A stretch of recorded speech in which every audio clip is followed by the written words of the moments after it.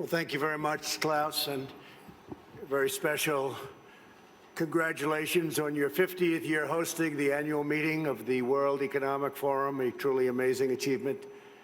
It's an honor to address the distinguished members of this organization for the second time as president. When I spoke at this forum 2 years ago, I told you that we had launched the Great American Comeback.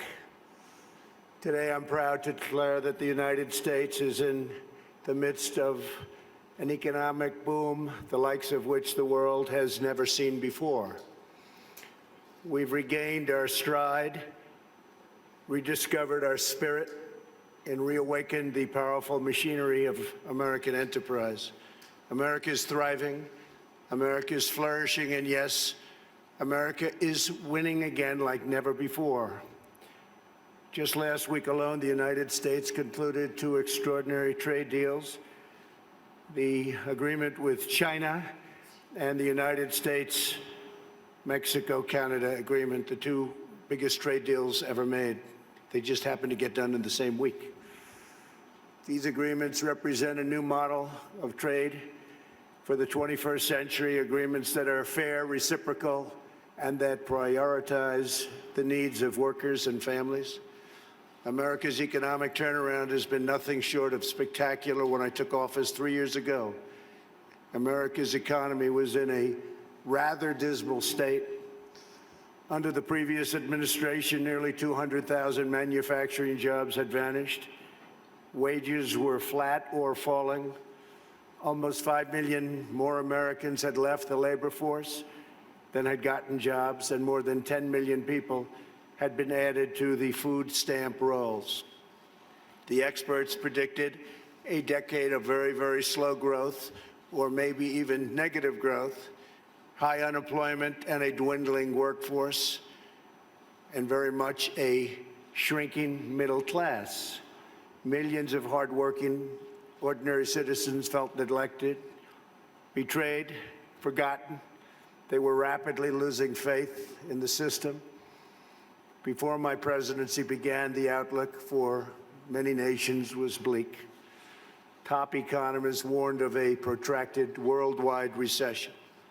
The World Bank lowered its projections for global growth to a number that nobody wanted to even think about. Pessimism had taken root deep in the minds of leading thinkers, business leaders, and policymakers. Yet despite all of the cynics, I had never been more confident in America's future. I knew we were on the verge of a profound economic resurgence if we did things right, one that would generate a historic wave of investment, wage growth, and job creation. I knew that if we unleashed the potential of our people, if we cut taxes, slashed regulations, and we did that at a level that's never been done before in the history of our country in a short period of time, fixed broken trade deals, and fully tapped American energy, that prosperity would come thundering back at a record speed. And that is exactly what we did, and that is exactly what happened. Since my election, America has gained over 7 million jobs, a number unthinkable. I wouldn't say it, I wouldn't talk about it, but that was a number that I had in mind. The projection was 2 million, we did 7, more than 3 times the government's own projections. The unemployment rate is now less than 3.5%, and at 3.5%, that's a number that is the lowest in more than 50 years. The average unemployment rate from my administration is the lowest for any U.S. president in recorded history. We started off with a reasonably high rate. For the first time in decades, we are no longer simply concentrating wealth in the hands of a few. We're concentrating and creating the most inclusive economy ever to exist. We are lifting up Americans of every race, color, religion, and creed. Unemployment rates among African Americans, Hispanic Americans, and Asian Americans have all reached record lows. African American youth unemployment has reached the lowest it's ever been in the history of our country. African American poverty has plummeted to the lowest rate ever recorded. The unemployment rate for women reached the lowest level since 1953, and women now comprise a majority of the American workforce. That's for the first time. The unemployment rate for veterans has dropped to a record low. The unemployment rate for disabled Americans has reached an all-time record low. Workers without a high school diploma have achieved the lowest unemployment rate recorded in U.S. history. Wages are rising across the board, and those at the bottom of the income ladder are enjoying the percentage by far largest gains. Workers' wages are now growing faster than management wages. Earnings growth for the bottom 10% is outpacing the top 10%, something that has not happened. Paychecks for high school graduates are rising faster than for college graduates. Young Americans just entering the workforce are also sharing in America's extraordinary prosperity. Since I took office, more than 2 million millennials have gotten jobs, and their wages have grown by nearly 5% annually, a number that was unthinkable. Nobody would have ever thought it was possible 3 years ago. A record number of Americans between the ages of 25 and 34 are now working. In the 8 years before I took office, over 300,000 working-age people left the workforce. In just 3 years in my administration, 3.5 million people have joined the workforce. 10 million people have been lifted off welfare in less than 3 years. Celebrating the dignity of work is a fundamental pillar of our agenda. This is a blue-collar boom. Since my election, the net worth of the bottom half of wage earners has increased by plus 47%, 3 times faster than the increase for the top 1%. Real median household income is at the highest level ever recorded. The American dream is back, bigger, better, and stronger than ever before. No one is benefiting more than America's middle class. We have created 1.2 million manufacturing and construction jobs, a number also unthinkable. After losing 60,000 factories under the previous 2 administrations, hard to believe when you hear 60,000 factories. America has now gained, in a very short period of time, 12,000 new factories under my administration, and the number is going up rapidly.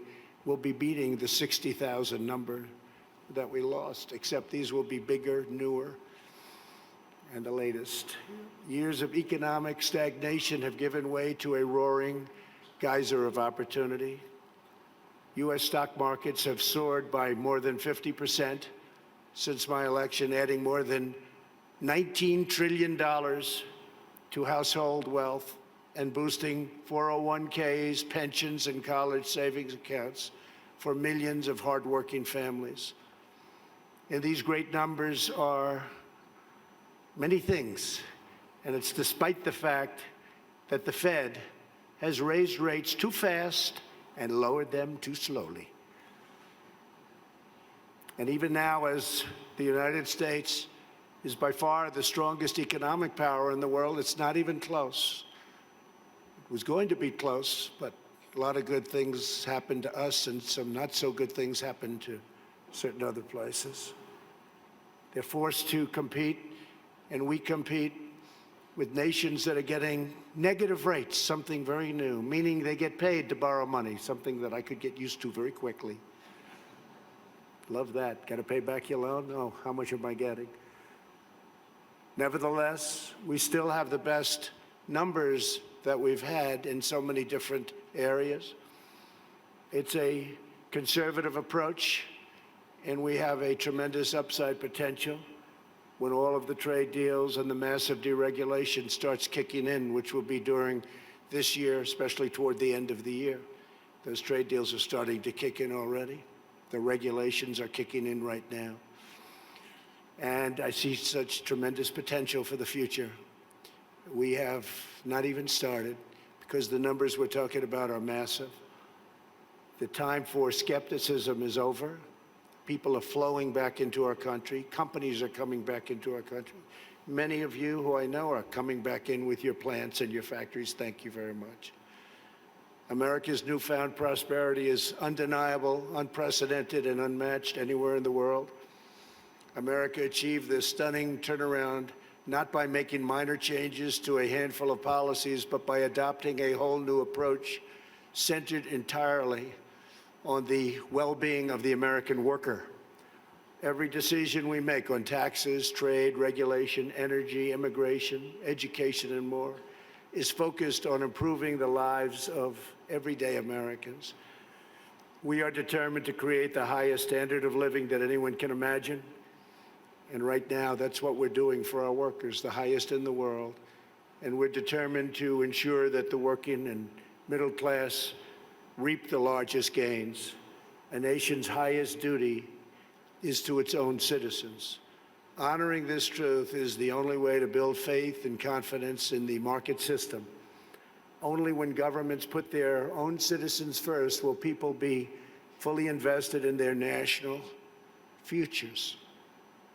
In the United States, we are building an economy that works for everyone, restoring the bonds of love and loyalty that unite citizens and powers nations.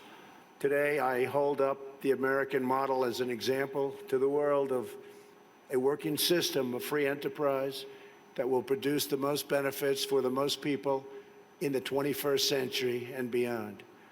A pro-worker, pro-citizen, pro-family agenda demonstrates how a nation can thrive when its communities, its companies, its government, and its people work together for the good of the whole nation. As part of this new vision, we passed the largest package of tax cuts and reforms in American history. We doubled the child tax credit, benefiting 40 million American families, and lifting 650,000 single mothers and their 1 million children out of poverty, and out of poverty quickly. We passed the first ever tax credit for employers who provide paid paternal leave for employees earning $72,000 or less annually, and passed paid family leave for government employees as a model for the country. We made child care much more affordable and reduced or eliminated child care wait lists all across the nation.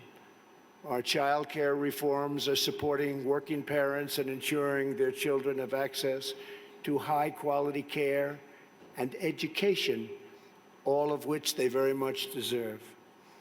We lowered our business tax from the highest in the developed world down to one that's not only competitive, but one of the lower taxes.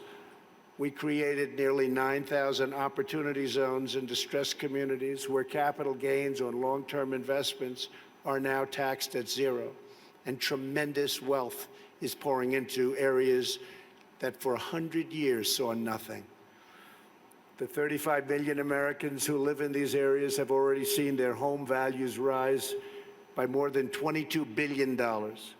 My administration has also made historic investments in historically black colleges and universities. I saved HBCUs. We saved them. They were going out, and we saved them. We're removing roadblocks to success and rewarding businesses that invest in workers, families, and communities. We've also launched the most ambitious campaign in history to reduce job-killing regulations. For every new regulation adopted, we are removing 8 old regulations, which will save an average of American households about $3,100 per year. It was going to be for every one, we do 2, but we were able to lift that to 8, and we think that's going to go quite a bit higher. We still have a way to go. Today, I urge other nations to follow our example and liberate your citizens from the crushing weight of bureaucracy. With that, you have to run your own countries the way you want. We are also restoring the constitutional rule of law in America, which is essential to our economy our liberty, and our future. And that's why we've appointed over 190 federal judges, a record, to interpret the law as written. 190 federal judges, think of that, and 2 Supreme Court judges. As a result of our efforts, investment is pouring into our country. In the first half of 2019, the United States attracted nearly 1/4 of all foreign direct investment in the world. Think of that. 25% of all foreign investment all over the world came into the United States, and that number is increasing rapidly. To every business looking for a place where they are free to invest, build, thrive, innovate, and succeed, there is no better place on earth than the United States. As a central part of our commitment to building an inclusive society, we established the National Council for the American Worker. We want every citizen, regardless of age or background, to have the cutting-edge skills to compete and succeed in tomorrow's workplace. This includes critical industries like artificial intelligence, quantum computing, and 5G. Under Ivanka's leadership, who's with us today, our pledge to America's workers has become a full-blown national movement with over 400 companies committing to provide new job and training opportunities to already very close to 15 million American students and workers. 15 million. America is making sweeping changes to place workers and their families at the center of our national agenda. Perhaps the most transformative change of all is on trade reform, where we're addressing chronic problems that have been ignored, tolerated, or enabled for decades. Our leaders did nothing about what happened to us on trade. Before I was elected, China's predatory practices were undermining trade for everyone.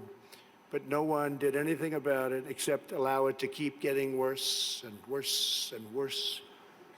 Under my leadership, America confronted the problem head-on.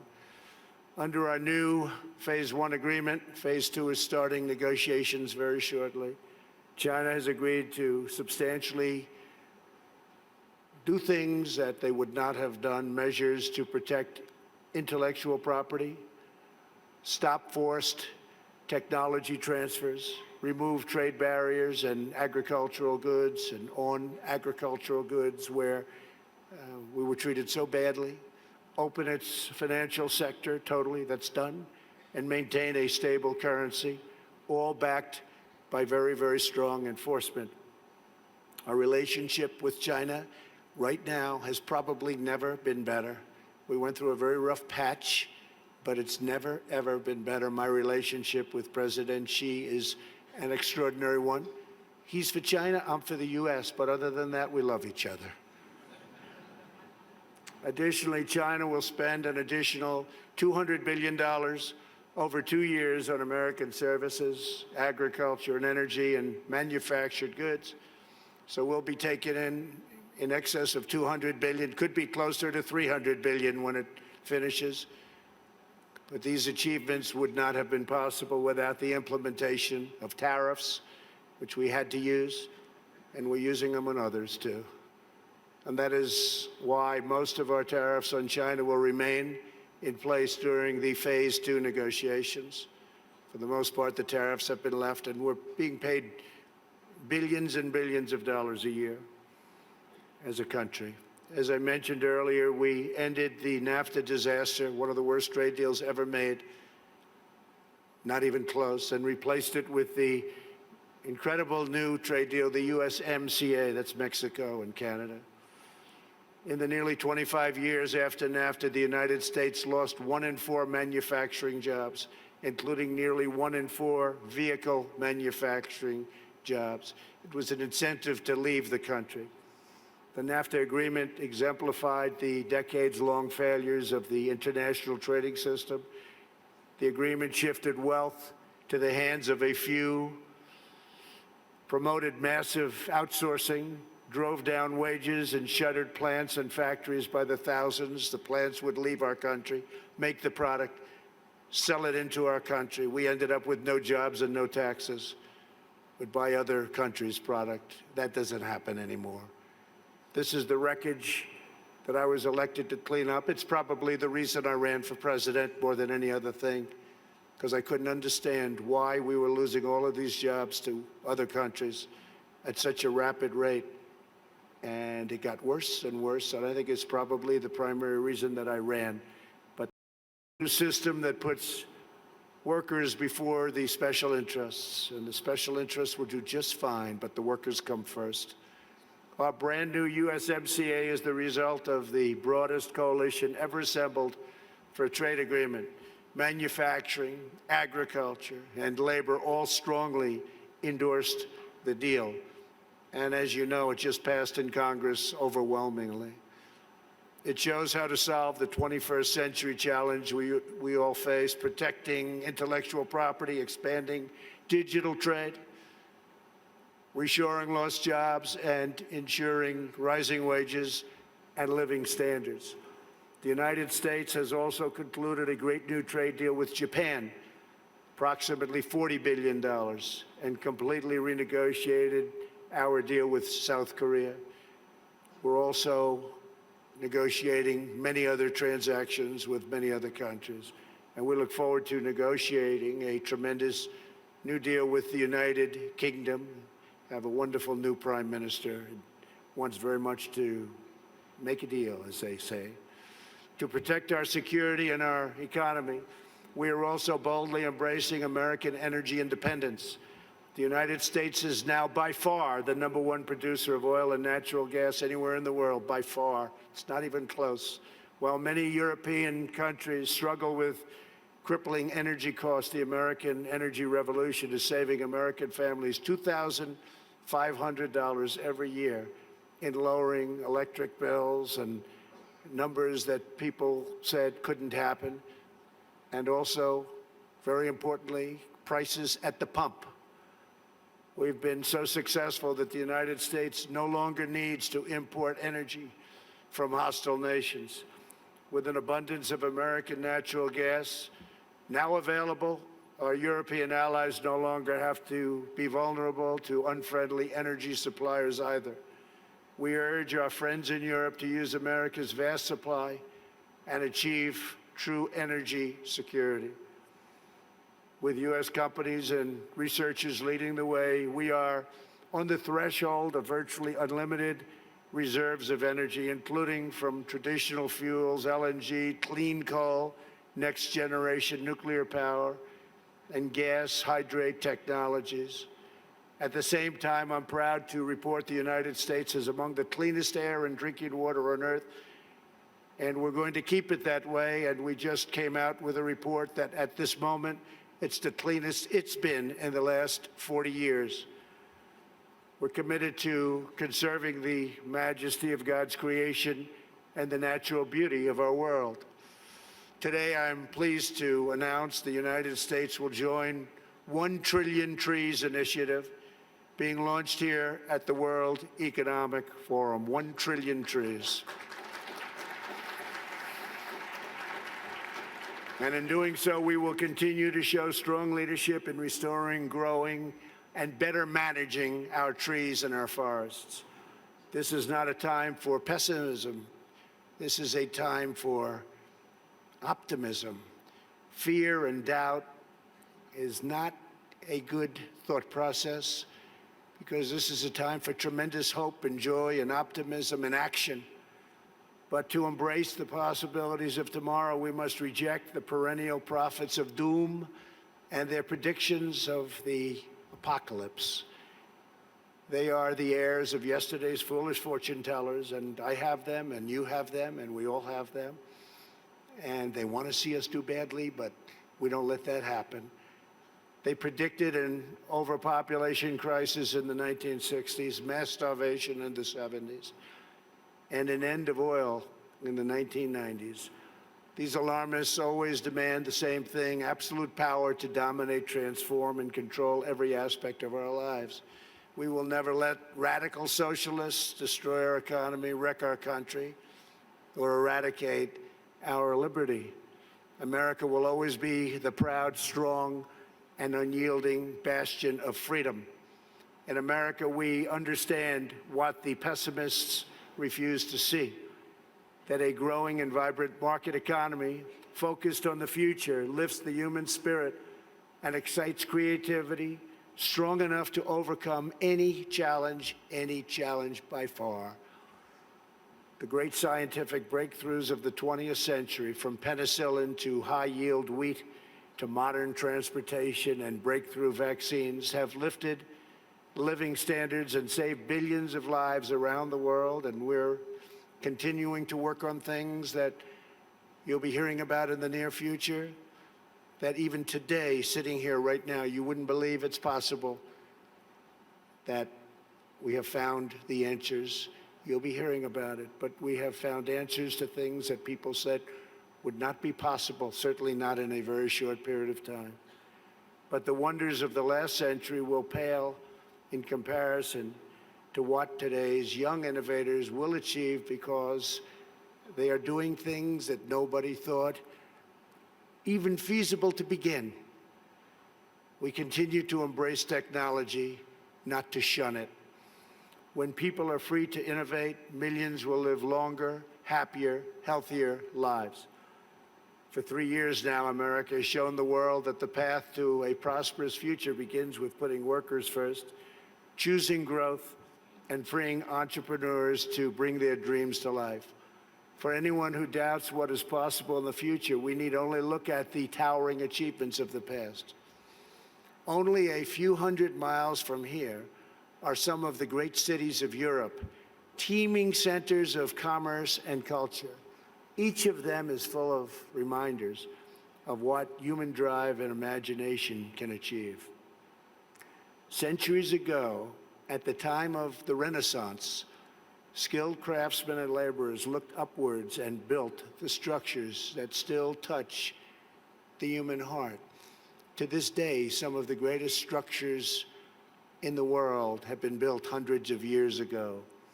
In Italy, the citizens once started construction on what would be a 140-year project, the Duomo of Florence.